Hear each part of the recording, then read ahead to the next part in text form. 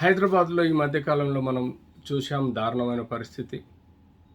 కుక్క చిన్న పిల్లాడిని జస్ట్ 1-2 ఇయర్స్ ఉన్న అబ్బాయి స్ట్రీట్లో నడుస్తున్నప్పుడు 5-6 కుక్కలు కలిసి బైట్ చేయడం, బైట్తో పాటు మజిల్ పీల్చేసి మల్టిపుల్ ఇంజురీస్ అవటం వల్ల ఆ బాబు చనిపోవడం జరిగింది. ఇది అక్యూట్ ఇంజురీస్ టు బేబీగా మనం భావించడం జరుగుతుంది. రేబీస్ అన్న ఇన్ఫెక్షన్ కూడా ఈ వీధి కుక్కల వలన హ్యూమన్ బాడీస్లో వస్తుంది.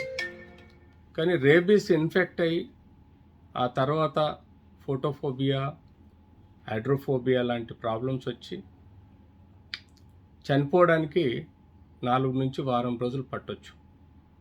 ఈ లోపల యాంటీ రేబీస్ వ్యాక్సిన్ ఇస్తే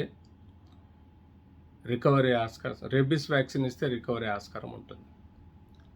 కానీ ఈ హైదరాబాద్ విషయంలో బేబీని మేజర్గా బైట్ చేయడం, కండరాలు లాగేయడం, తద్వారా మల్టిపుల్ ఇంజురీస్ అయి బ్లీడింగ్ అయి సడన్గా బేబీ చనిపోవడం అనేది దారుణమైన పరిస్థితి. ఇలాంటి సమయాల్లో బేబీని జాగ్రత్త చూసుకోవాల్సిన అవసరం పేరెంట్స్ కానీ ఆర్ కేర్ టేకర్స్ కానీ ఉంటుంది. ఆబ్వియస్గా జిహెచ్ఎంసీ యొక్క రెస్పాన్సిబిలిటీ కూడా దీనికి 10 రెట్లు ఉంటుంది. మున్సిపాలిటీస్ కానీ, జిహెచ్ఎంసీ కానీ, గ్రామ పంచాయతీ కానీ ఇలాంటి స్ట్రీట్ డాగ్స్ని ఎప్పటికప్పుడు నియంత్రించి వాటిని ఊరికి దూరంగా ఉంచడం, వాటికి వ్యాక్సిన్స్ వేసి రేబీస్ రాకుండా చూసుకోవడం, జాగ్రత్త పడగలిగితే తప్పనిసరిగా మనకు కొన్ని ప్రాబ్లమ్స్ సాల్వ్ చేయొచ్చు. యూజువల్గా అబ్బాయి తెలియని పరిస్థితుల్లో రోడ్డుపైకి రావడం, డాగ్స్ ఆ అబ్బాయిని బైట్ చేసి బ్లీడింగ్ అయి చనిపోవడం అనేది మనం ఇందులో చూస్తున్న విషయం తెలిసింది.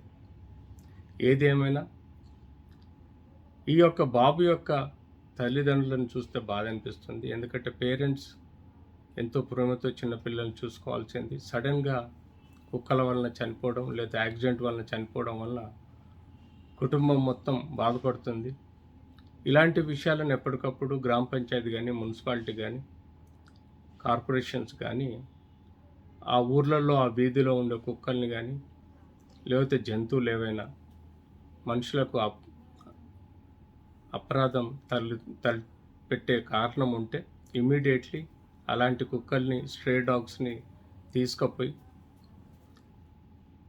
ఎక్కడైనా క్వారంటైన్ చేయడం, ఊరవతలన్న పెట్టడం, వాటికి కావలసినంత వ్యాక్సినేషన్ చేయటం వల్ల మనకు ఇలాంటి ఇబ్బందులు కలగకుండా చూసుకోవాల్సిన అవసరం ఉంది.